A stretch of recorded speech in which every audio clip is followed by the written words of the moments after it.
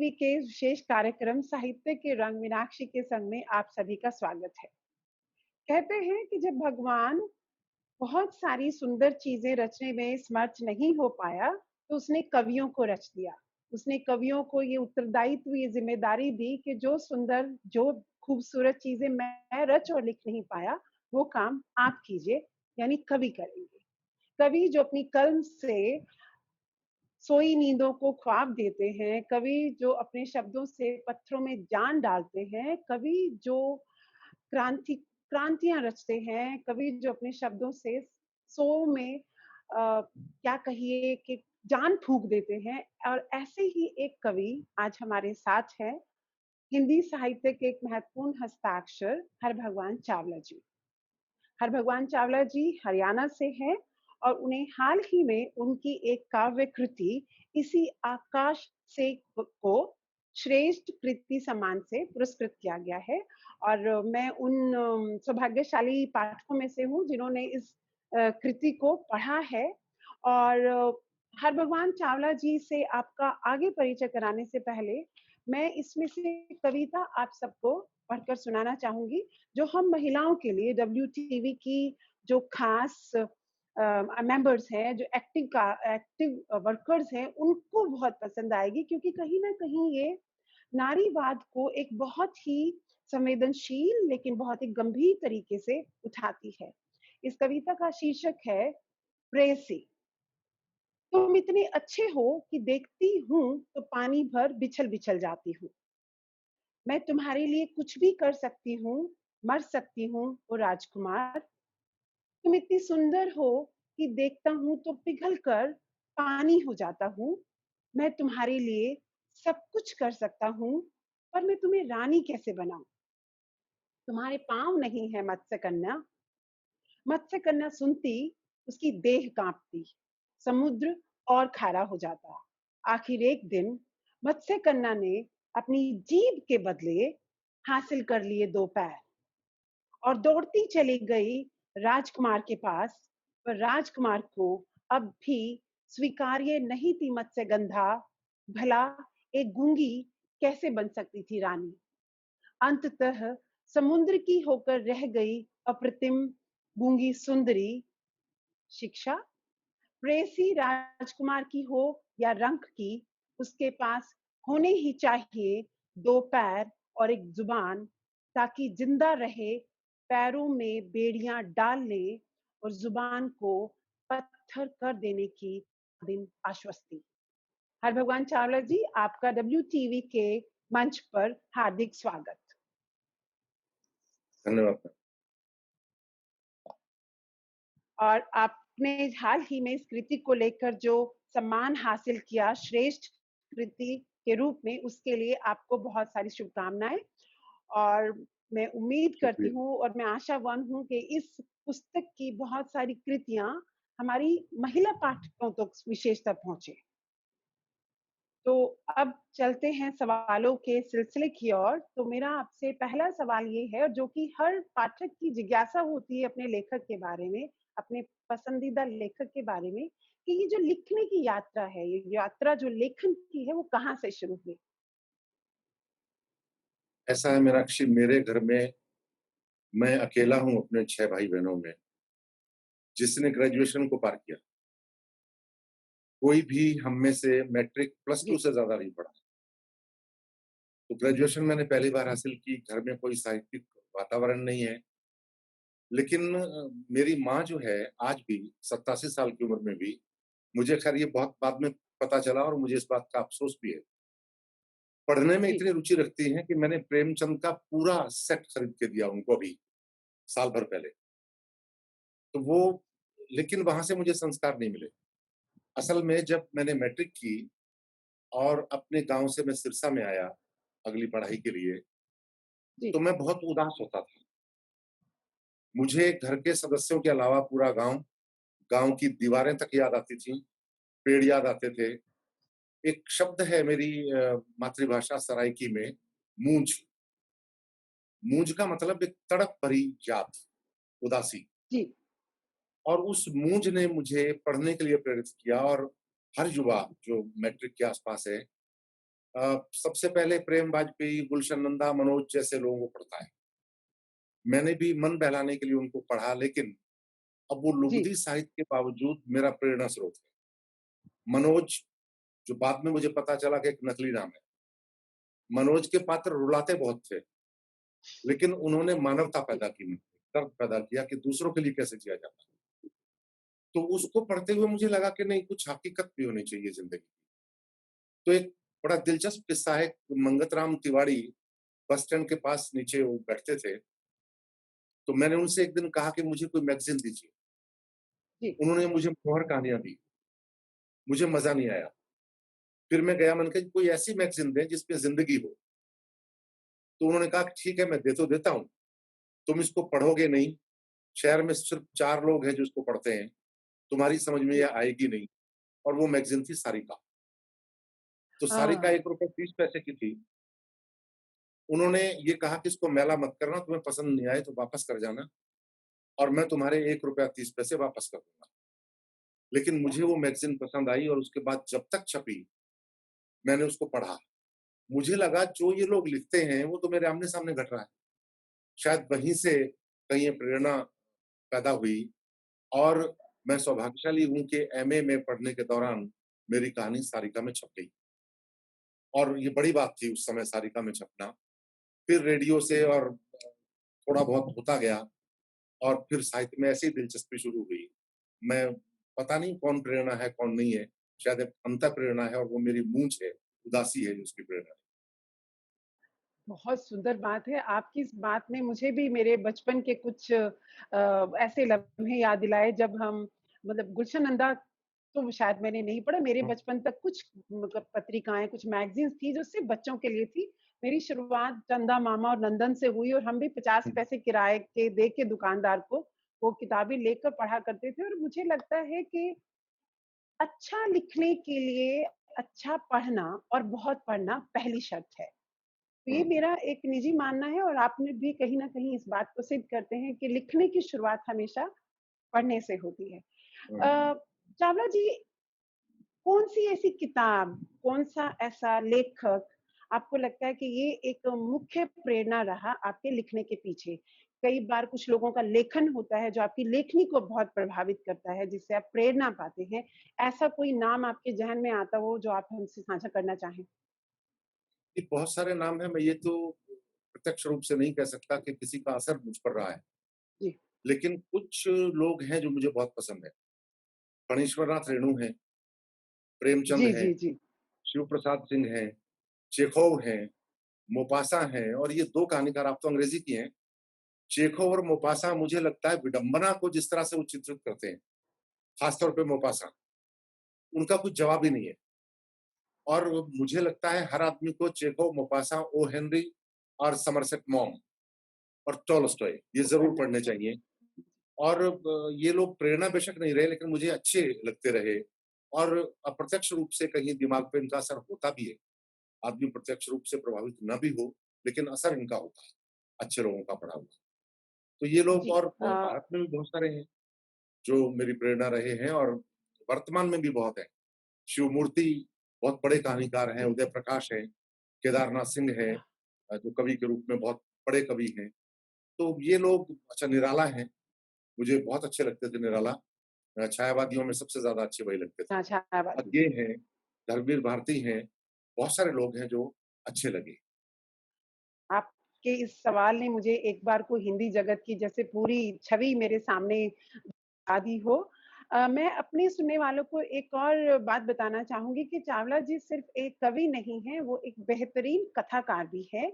मेरे पास उनका लिखा हुआ एक कथा संग्रह है, हमकू मिल्या जियावन हारा। ये किताब मेरे निजी संग्रह में है और इस संग्रह की एक कथ कहानी वीर बहुटी, वीर बहुटी को कथादेश पत्रिका ने सर्वश्रेष्ठ कहानी का पुरस्कार भी दिया था और मुझे पढ़ने वाले जिन्होंने चावला जी की दोनों कृतियों को पढ़ा, कविताओं को भी पढ़ा और लघु कथाओं को और कथाओं को पढ़ा, तो ये निर्णय करना मुश्किल है कि चावला जी एक बेहतरीन कवि हैं या एक बेहतरीन कथाकार।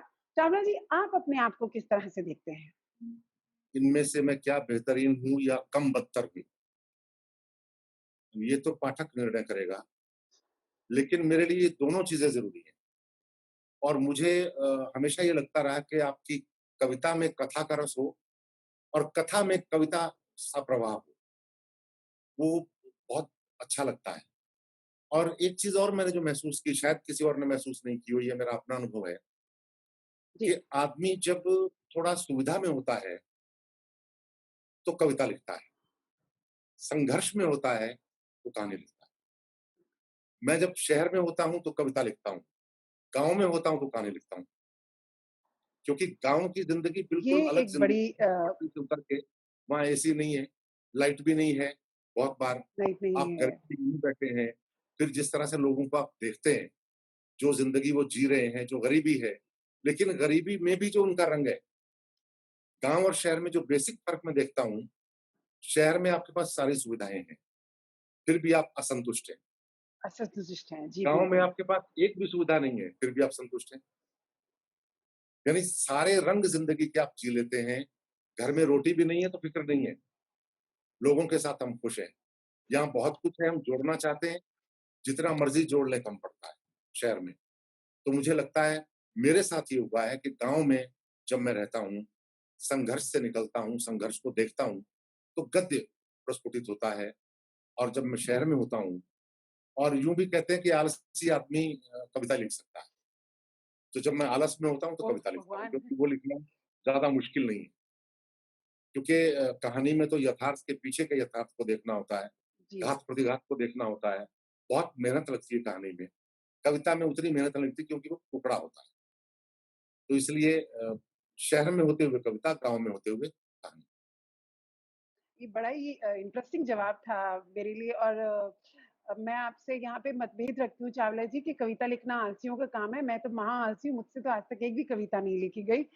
ख़ैर आपकी काव्य संग्रह जहाँ कोई सरहद ना हो क ये कविता है जिसने हमेशा मुझे बहुत उद्वेलित किया है और इससे संबंधित मैं आपसे एक सवाल पूछूँगी लेकिन उस सवाल को लेने से पहले मैं अपने सुनने वालों के लिए उसका जो एक हिस्सा है कविता का वो पढ़ना चाहूँगी।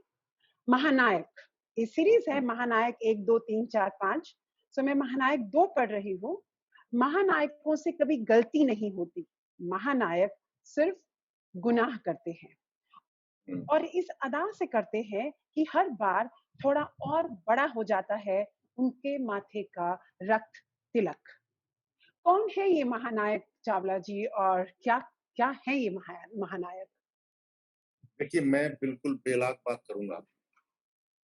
अ, शायद आगे आप ये सवाल भी पूछें कि मैं नए लेखकों से क्या कहना चाहता हूँ, तो चलो नहीं भी पूछेंगे तो कोई बात नहीं, लेकिन मैं अपनी तरफ से कह रहा हूँ। जी, कविता हो या कहानी हो, साहित्य जो होता है, वो हमेशा सत्ता का प्रतिपक्ष रचता है। जी, बिल्कुल। सत्ता की चिरौरी कभी साहित्य नहीं कर सकता और जो साहित्यकार सत्ता की चिरौरी करता है, उसको मैं साहित्यकार नहीं मानता। तो ये महानायक सत्ता के शीर्ष पर बैठा कोई भी व्यक्ति हो सकता है। जब सत्ता के शीर्ष पर आदमी पहुँचता है, तो उसके वो तमाम दावे धरे रह जाते हैं, जो वो जनता के लिए करता है। वो सारी सुविधाएँ अपने लिए बटोरता है और जी, हिंदुस्तान खास तौर पे दक्षिण एशिया की जो राजनीति रही है, हमारे पड़ोसी देशों की भी, चाहे वो पाकिस्तान हो या बांग्लादेश हो या श्रीलंका हो, जी, दक्षिण एशिया की राजनीति में एक खास तत्व है कि आप सत्ता प्राप्त करने के लिए कुछ भी करेंगे, कुछ भी करेंगे, जी।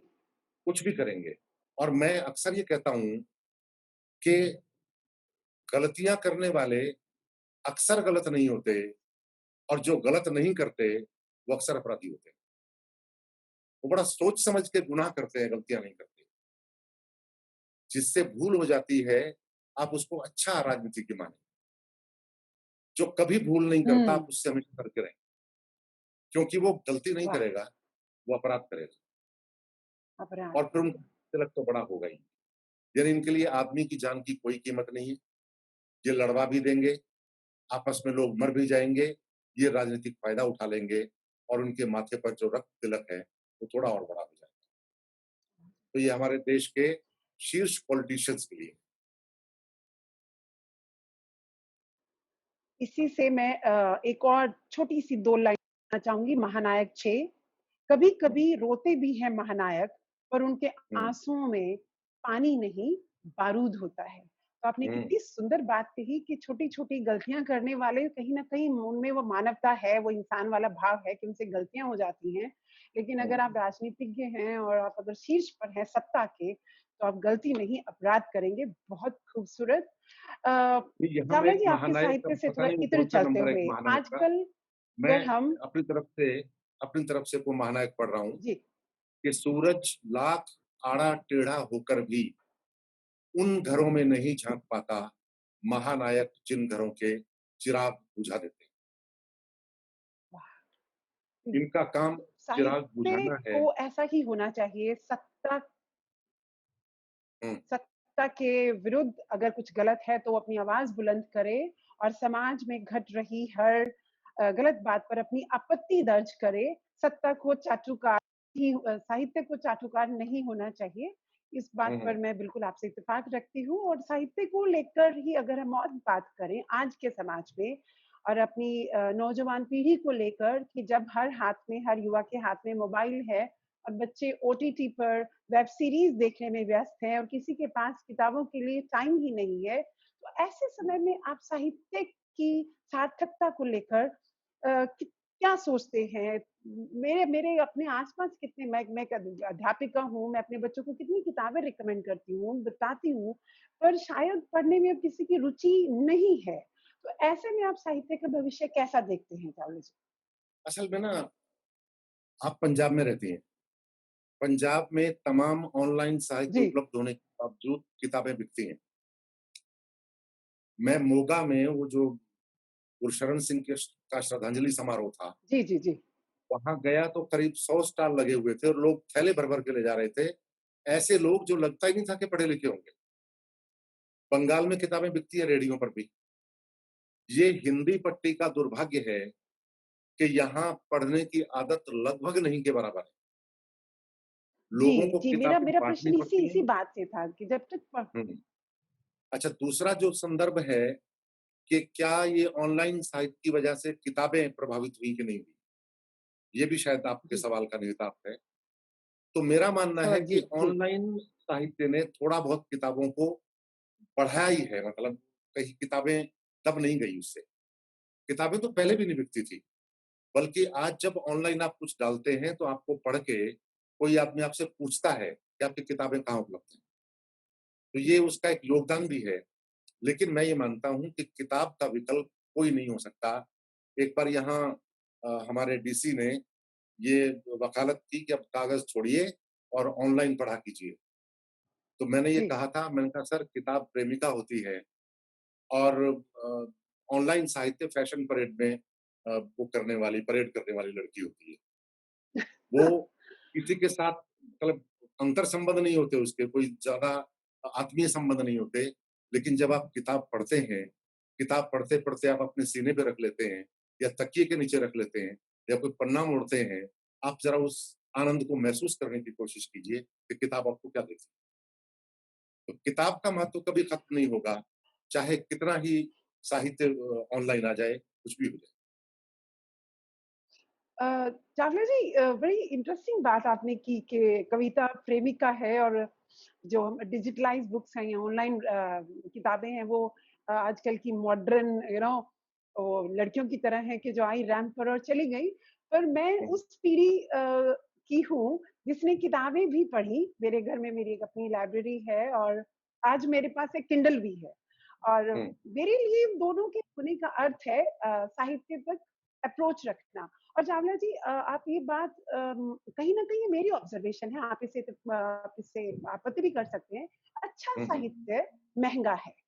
अगर हम हुँ, अच्छे बड़े पब्लिकेशन हाउस की अच्छी किताबों और अच्छे लेखकों की किताबों की बात करें तो बहुत महँगी मिलती हैं, लेकिन अगर उनके किंडल वर्ज़न की बात की जाए, उनके डिजिटलाइज़ वर्ज़न की बात की जाए तो वो बहुत सस्ते में उपलब्ध हैं। 100 सवा तो 100 तक भी उपलब्ध हैं। रादर अब तो जो जो ये नए लेखक उभर कर आ रहे हैं, इनकी तो कोशिश रहती है कि इनकी किताबें किंडल पे सीधी चली जाएँ, प्रिंट में आएँ ही नहीं। क्योंकि एक हुँ, अच्छा हुँ, प्रकाशक ढूँढना और उस किताब को सही मंच तक पहुँचाना, सही लोगों तक पहुँचाना मेरे ख्याल से एक चैलेंजिंग काम है जो शायद इस डिजिटल दुनिया ने आसान कर दिया। पर जो बिल्कुल। मेरा जो हाँ, कंसर्न मेरी वो थी वो यही कि किताबें लोग पढ़ते रहें। जब आपने वो हुँ, बुक फेयर की बात की कि लोग थैले भर-भर के ले जा रहे थे, बठिंडा भी उस तरह से मैं बठिंडा में हूँ, जहाँ पे लिटरेरी एक्टिविटी बहुत होती है, लेकिन जो वहाँ आने वाला तबका है, अगर मैं उम्र की बात करूँ, तो वो 40 या उससे ऊपर के लोग हैं, वहाँ पे मुझे युवा वर्ग की कमी बहुत खलती है और ये मेरे लिए कहीं न हुँ, कहीं बहुत निराश कर देने वाली बात है। स्पेशली अगर मैं कहूँ जो ये नॉन फिक्शन जिसे हम गंभीर साहित्य कहते हैं, जो गंभीर हुँ। संवाद करती हुई किताबें हैं, गंभीर विषय उठाती हुई कविताएँ हैं, चाहे वो स्त्री विमर्श है, चाहे वो सत्ता का विमर्श है, उसके पाठ कहीं न कहीं नई पीढ़ी में मुझे उस तरह से दिखाई नहीं देते। जी, मैं सहमत हूँ। असल में मेरी अपनी एक किताब शॉपिज़न पे है। जो पहली किताब छपी जी, थी वो आउट ऑफ प्रिंट है और शॉपिज़न पे है और उसको 2 हिस्से ₹20-20 में उपलब्ध हैं। कुल ₹40 में किताब है वो। मैं सहमत हूँ, इसीलिए मैंने कहा कि ऑनलाइन साहित्य से इसका कोई मार्ग अवरुद्ध नहीं हुआ। नहीं उसने हुआ बल्कि है। प्रशस्त किया है किताबों का मार्ग और अच्छा है अगर उस शेप में कोई नहीं पढ़ सकता, किसी के पास वो टाइम नहीं है, जी, जी, जी। बस में बैठ के मोबाइल पे ही पढ़ता हुआ जा रहा है। अच्छा है कि साहित्य पहुँचे क्योंकि साहित्य संस्कारित करता है आदमी को और मैंने अपनी किताब की भूमिका जो आपके पास किताब है, कुम में छूटी औरतें, जिसको श्रेष्ठ कृति सम्मान मिला था, इसको तो अब मिला है, मिला उसको था, सबसे जी। पहले मिला। तो वो उस किताब में मैंने लिखा है कि कविता दुनिया को नहीं बदलती, लेकिन दुनिया को देखने का आपका नज़रिया बदल देती है। नज़रिया अच्छी बदलती है, कविता अगर जी। आप पढ़ते हैं, आप कविता के गंभीर पाठक हैं, कोई पुरुष अगर कविता का गंभीर पाठक है, तो निश्चित रूप से वो लड़कियों से छेड़छाड़ नहीं करेगा, ये तय है। साहित्य संस्कारित करता है, वो हुँ। आपके अंदर की शैतान को, शैतानी प्रवृत्तियों को खत्म करता है, आपको क्रमशः इंसान बनाता है। तो साहित्य की ज़रूरत तो है, वो चाहे मोबाइल से आ जाए तो भी कोई दिक्कत नहीं है। बस ये है कि छपे हुए का जो मोह है, अक्षरों की जो खुशबू है, वो वहाँ नहीं है, बाकी सब कुछ है। जी, जी। हुँ। अ, मतलब मैं ऐसे नहीं लेके बैठ सकती उसको किंडल को या फ़ोन को जैसे मैं यहाँ बड़े ही गर्व के साथ ये किताबें लेकर बैठी थी, तो ये हर चीज़ हाँ, के आपके पास फिर 3 हैं, से 3 कहेंगे और 2 हैं जो फिर पहलू मैं हैं। दूँगा आपको। ख़ैर हुँ, चावला जी हमारे डब्ल्यूटीवी की बहुत सारी लड़कियाँ ऐसी हैं जो नवलेखन में हैं, कुछ कविताएँ लिख रही हैं, कुछ कहानियाँ लिख रही हैं। आप एक कथाकार भी हैं और एक कवि भी। आप उन नवलेखकों के लिए क्या सलाह देना चाहेंगे कि उन्हें किस चीज़ का ध्यान रखना चाहिए? कथ्य का ध्यान, शिल्प, वाक्य विन्यास, विषय क्या? क्या ज़रूरी हुँ, है और अगर इनमें हुँ। समन्वय हो तो कैसे हो? मैं ये कहता हूँ कि लिखने के लिए ना लिखें नंबर 1। कुछ जी, टिप्स मैं दे रहा हूँ जो मैं खुद महसूस करता हूँ। नंबर 1 कि आप पढ़ें, पढ़ें ज़्यादा, लिखें कम। लिखें बहुत कम, पढ़ें बहुत ज़्यादा, पहली बात। दूसरी चीज़ कि जो आप लिख रहे हैं, असल में आपने पूछा कथ्य, शिल्प, शब्द, तो सबसे इम्पोर्टेंट चीज़ है कथ्य। करेक्ट। जिस यथार्थ को आप देख रहे हैं, उस यथार्थ को देखने का एंगल क्या है आपका? आप किस पक्ष में खड़े हैं? जैसे मैं अगर महल में रहता हूँ, तो थोड़ी दूर जी। स्थित जो झोपड़ी है, मैं चाहूँगा कि ये तबाह हो जाए। ओह! वो मेरा एंगल है क्योंकि मैं महल से देख रहा हूँ। अगर मैं झोपड़ी में रहता हूँ, मैं चाहूँगा कि मैं भी किसी दिन महल में पहुँच जाऊँ। ये दूसरा एंगल है। यानी जहाँ हम रहते हैं, जो हमारी पृष्ठभूमि है, वो पृष्ठभूमि ये तय करती है कि हम क्या लिखें, हम किसके पक्ष में खड़े होंगे। तो पहले तो आप ये सोचिए, तय कीजिए कि किस ओर खड़े हैं, शोषित की तरफ या शोषक की तरफ। शीर्षक की तरफ, जी। हम जब लिखने लगते हैं, तो जो यथार्थ हमें दिखाई देता है, यथार्थ सिर्फ उतना नहीं होता, इकहरा नहीं होता। यथार्थ के पीछे बहुत सारी यथार्थ की परतें होती हैं। जिस दिन हम उन परतों को पकड़ना सीख जाते हैं, उस दिन असल में लेखन की शुरुआत होती है। अगर आपने मेरी कहानियाँ पढ़ी हैं, तो इनमें से जी, लगभग बढ़िया। सारी कहानियों के जो पात्र हैं, वो सारी नायिका प्रधान कहानियाँ हैं और ऐसी जी, नायिकाएँ हैं, जो दुनिया की नज़र में जैसा कि हम जो कंडीशनिंग है हमारी, उस हिसाब से शायद उनका चरित्र भी ठीक ना हो। लेकिन किसी एक कहानी में भी कोई भी औरत आपको चरित्रहीन दिखाई नहीं देगी, जबकि उसके संबंध अपने पति से इतर भी हैं। उसका जो भीतर का जो प्रेम है, वो एक ऐसे रूप में आया है जो एक एक इंसान किसी इंसान से करता है। यानी वहां वो चरित्रहीन नहीं है, वहां वो कहीं आपके भीतर व्यथा पैदा नहीं करती हैं, कहीं घृणा पैदा नहीं करती हैं। वो औरतें आपकी नजर में हीरोइन बन जाती हैं, जबकि वो जी, समाज की नजर में चरित्र भ्रष्ट भी हैं। बिल्कुल। क्योंकि उनके पीछे की जो स्थितियां रही हैं, उन स्थितियों को देखे बिना आप किसी के बारे में राय नहीं बना सकते। और नए लेखकों को राय बनानी भी नहीं चाहिए, यानी सीधे राय बना के वो पेश जी, कर दें। बहुत ज़रूरी। पहले से अच्छा एक चीज होती है, आप निष्कर्ष पहले तय कर दें और फिर लिखें। एक सृजन की अपनी एक प्रक्रिया होती है, सृजन का अपना एक सृजन होता है। लिखते हुए बहुत सारी चीजें अपने आप आ जाती हैं। तो वो चीजें कब आएंगी? जब आपके पास तथ्य स्ट्रांग है, देखने का आपका जो नजरिया है वो पॉजिटिव है, फिर तो शब्द आपका अनुसरण करेंगे, शिल्प भी आपका अनुसरण करेगा। कहीं आपको ढूंढने जाने की जरूरत नहीं। हमारे वो दोस्त वीरेंद्र भाटिया आप जानते भी हैं, आपसे मिले भी हैं। जी, वो बीकॉम है, वो हिंदी अंग्रेजी का आदमी भी नहीं है, लेकिन अगर उसकी कविताओं की भाषा हम देखते हैं तो कमाल की भाषा है। वो भाषा उसके विषय से आई है।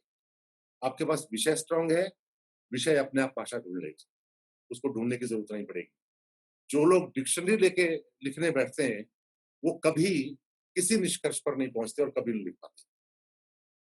तो मुझे लगता है भाषा इतनी मुश्किल भी नहीं हो कि आप डिक्शनरी से छांट छांट के या प्रसाद और पंत को पढ़ के और महादेवी को पढ़ के वो शब्द लेके आए। और याद रखें कि साहित्य गाली की भाषा भी नहीं है, साहित्य की भाषा थोड़ी अलग होगी। जब हम दर्शन शास्त्र पढ़ते हैं तो उसकी भाषा मुश्किल होगी। आप वहां ये शिकायत नहीं कर सकते जी भाषा बड़ी मुश्किल है, क्योंकि दर्शन पढ़ रहे हैं आप। और मुझे याद है, एक बार ललित कार्तिकेय हमारे यहाँ आए थे। ये बड़ा नए लेखकों के लिए बहुत जी, सराहनीय है। तो ललित कार्तिकेय आप जानती हैं अंग्रेजी के लेक्चरर थे और जी, हिंदी में बहुत अच्छी कहानियाँ वो लिखते थे, समीक्षक बहुत अच्छे थे। वो मुक्तिबोध पर बोल रहे थे। तो उनसे हमारे यहाँ के जो वरिष्ठ साहित्यकार थे पूर्ण मुदगल जी, उन्होंने एक सवाल पूछा, ललित जी के मुक्तिबोध तो बहुत ही दुरूह हैं, कैसे पढ़ा जाए उनको? बहुत मुश्किल जी, कवि हैं। तो उनका जवाब बड़ा शानदार था। वो कहते हैं आप में से कोई सैनिक है? एक रिटायर्ड सैनिक थे वहाँ। तो हुँ, उन्होंने कहा कि जब आप सीमा पर लड़ने जाते थे, तो क्या लेके जाते थे? कि जी अपने हथियारों के साथ जाता था, राशन भी होता जी, था और जो चीज़ें ढोनी पड़ती थी ले जाता था। कहते जी आप जब कविता पढ़ने जा रहे हैं, बिना हथियारों के कैसे जा रहे हैं? बिना तैयारी के कविता से मुठभेड़ कैसे कर रहे हैं आप? आपकी कविता की तैयारी तो होनी चाहिए, कविता में आपकी रुचि भी होनी चाहिए और रुचि होनी कविता से चाहिए। मिलने जा रहे हैं तो समझ लीजिए सीमा पर जा रहे हैं, तो अपने हथियार साथ लेके जाइए। बिना हथियारों के आप सीमा पे मत जाइए, वरना मार दिए जाओगे। तो मुक्तिबोध की कविता पढ़नी है तो पहले मुक्तिबोध को समझिए, कविता समझ में आ जाएगी। समझिए। इसीलिए समाज को जब हम समझ जाएँगे, तो कविता को भी समझ जाएँगे। इतनी खूबसूरत बात यहाँ यहाँ मैं आपने कही 2 चावला 2 जी कि पंक्तियाँ मैं समाज समझिए। हुँ, जी, प्लीज़। क्या कह रहा हूँ कि कहानियाँ चाहे सत्य हो या काल्पनिक, लेकिन यह तय है कि युग की सच्चाई युगों-युगों तक कहानियों में ही जीवित रहती है, इतिहास में नहीं। आपको किसी युग को जानना है तो कहानी पढ़िए, तब आपको लोगों की जानकारी मिलेगी, इतिहास में सिर्फ राजाओं की मिलेगी। जी, लोग उस राजा के शासन में कैसे जीते थे, ये कहानियाँ बताएँगी आपको। बालज़ाक के बारे में अक्सर कहा जाता है, आपने पढ़ा भी है, कि अगर उस वक़्त के फ्रांस को समझना है तो बालज़ाक के उपन्यास पढ़ जाइए, सारा फ्रांस आपके समझ में आ जाएगा। जी, चावला जी आपकी कविताओं में नारी को लेकर बहुत बहुत कुछ लिखा गया। हुँ, नारी में और बहुत संवेदनशील और बहुत भावुक कर देने वाली कविताएँ, जिसमें आप नारी के दर्द को, उसकी उसकी इवन रोज़मर्रा की परेशानियाँ भी आप कविताओं में झलकती हैं। आप एक पुरुष हैं, तो उस दर्द तक, पीड़ा तक पहुँचना कैसे? अब कोई पुरुष जब अपनी माँ के नज़दीक होता है ना, तो वो नारी भी हो जाता है। यानी आप गाँव से हैं और आपको ये पता है, चलो आपके घर तो शायद वो परिस्थितियाँ नहीं रही होंगी। अनपढ़ औरतों के साथ और ग्रामीण औरतों के साथ क्या बीतती है, यानी उनको सारा दिन तो काम करना है। आज मेरी माँ 87 साल की है, सुबह 6 बजे उठ के काम में जुट जाता। जी। मैं देखता था कि कपड़ों का एक कनस्तर सिर पे रख के और वो जोड़ पे उसको धोने जा रही हैं और उसके बाद फिर पिता की डाँट खा रही हैं और पिता का मतलब होता था सिर्फ़ डाँटने हुँ। वाला एक कोई शख्स, एक प्राणी बस। पिता का काम सिर्फ़ डाँटना हाँ। होता था और ग्रामीण समाज में ये अक्सर रहा है। आज तो जब हम अपने बेटों के, बेटियों के दोस्त हैं, काश उस ज़माने में भी ऐसा होता, लेकिन नहीं था। हम रोज़ डाँट सुनते थे और माँ तो रोज़ ही सुनती थी। इसलिए मैंने कभी लिखा था कि मेरे पिता के पास जायदाद के नाम पर 3 चीज़ें हैं, खेत, दारू और जूता। दारू से वो अपना मन बहलाता है, खेत में वह बच्चों के पेट में झोंकने के लिए अनाज उगाता है और जूता मूर्ख माँ को पीटने के काम आता है। यानी कोई औरत उस वक़्त ये पूछ लेती थी कि ये प्रधानमंत्री ऐसा कैसे बोल रहा है? तो पुरुष कहता था, "चुप तुझे क्या पता है? पता-पुता तो कुछ है नहीं।" बताएँगे भी कुछ नहीं, कि पता कुछ है हाँ। नहीं, चली है ज्ञानी बनने। लेकिन मुझे लगता है, माएँ बहुत ज्ञानी होती हैं, वो जो सीखती हैं वहाँ से। तो मेरा ख़्याल वो संस्कार वहाँ से भी मिले होंगे, लेकिन मैं सारा श्रेय वहाँ नहीं दे रहा हूँ। आपको टीचर कैसे मिले, ये बड़ी बात है। जी। तब यूनिवर्सिटी में पढ़ते हुए 2 लोग ऐसे मिले मुझे, मनमोहन, जो देश के बड़े कवियों में और राम बख्श। 2 लोगों ने हमारा नज़रिया ही बदल दिया। पूरी ज़िंदगी के प्रति मैं आज भी जब भी कोई किसी औरत के बारे में बात करता है कि वो क्यों जैसे शब्द इस्तेमाल किए जाते हैं, मैं कभी वो शब्द इस्तेमाल नहीं कर सकता। मुझे लगता है कोई न कोई उसकी मजबूरी रही होगी, उसके पीछे कोई न कोई कारण रहा होगा। औरत भी इंसान अच्छी भी हो सकती है, बुरी भी हो सकती है। मैं देवी नहीं मानता औरत को, मैं ये नहीं कहता कि हर औरत अच्छी ही है। अब माँ के लिए बहुत सारी कविताएँ दुनिया में लिखी जाती हैं, लेकिन मैं ये मानता हूँ माँ ही वो कैरेक्टर है जो बेटे का घर तोड़ती है। माँ जी। खुद को इनसिक्योर महसूस करती है कि उसका पत्नी के साथ प्रेम है। उसको लगता है कि पत्नी के साथ प्रेम रहा तो ये मुझसे प्रेम नहीं करेगा। उनको तोड़ने की कोशिश करती है। तो वहाँ वो क्योंकि एक इंसान के रूप में ऐसा कर रही है। आप ये मत कहें कि वो औरत है इसलिए ऐसा कर रही है। इंसान तो वो भी है, आदमी भी इंसान है और औरत भी इंसान है। तो मनुष्य के रूप में उसका जो एक रोल है, वो अच्छा भी हो सकता है, बुरा भी हो सकता है। बाकी जो इतिहास ने जो भूमिका तय की है, वो असल में औरतों के साथ अन्याय हुआ है और उस अन्याय को मुझे लगता है कि परिष्कृत तो होना चाहिए। छोटे छोटे-छोटे मेरे 2-3 सवाल हैं आपके लिए चावला जी। अ, जी, जी। अगर मैं आपको कहूँ कि आपको किसी सुनसान द्वीप पर जाना है अकेले, बहुत हल्का-फुल्का हुँ, सवाल है, हम तेज़ी से अपनी बात समेटते हैं, तो आपसे बात हुँ, हुँ। करने में मतलब आई वाज़ काइंड हाँ, ऑफ नहीं मैं संक्षिप्त में मेस्मराइज़्ड। कर दूँगा। हुँ, ऐसी 2 तो अब किताबें जो आपको किसी निर्जन द्वीप पर ले जानी होंगी, तो आप वो कौन-सी 2 किताबें चूज़ करेंगे? मैं एक तो चेखव की कहानियाँ लेके जाऊँगा और दूसरा कोई केदारनाथ खास सिंह की कविताएँ लेके जाऊँगा। ओके, कोई एक ऐसी किताब जो किसी दूसरे कवि या रचनाकार ने लिखी लेकिन आप सोचते हो कि काश ये मैंने लिखी होती? काश मेरा दागिस्तान मैंने लिखी होती, ओहो! क्या रसूल हमज़ा तोवली। या ये मेरी भी कुछ बेहद मन पसंदीदा किताबों में से एक है और मुझे लगता है कि हर पढ़ने वाले को ये किताब पढ़नी चाहिए। चावला जी, आपसे बातों का सिलसिला हम बहुत देर तक जारी रख सकते हैं क्योंकि आपसे बात करना साहित्य के एक बिल्कुल अलग परिप्रेक्ष्य की तरफ हमें लेके गया और आपने जो एक बहुत सुंदर बात बोली कि कोई भी जेंडर से डिसाइड नहीं होता, आप एक इंसान होते हो, आपका गलत होना या सही होना, आपके इंसान होने की वजह से है, आपके औरत या आदमी होने की वजह से हुँ, नहीं। डब्ल्यूटीवी के सभी सुनने वालों की ओर से और सुनीता दीदी जो कि हमारी डब्ल्यूटीवी की अध्यक्षा हैं उनकी ओर से हमारे लिए टाइम निकालने के लिए आपका बहुत-बहुत धन्यवाद। एक बार फिर हम आपसे जुड़ेंगे कुछ और अच्छे सवालों को लेकर और कुछ और ज़रूरी सवालों को लेकर। तब तक आप स्वस्थ रहिए, खुश रहिए। नमस्कार। मेरा सौभाग्य मीनाक्षी। थैंक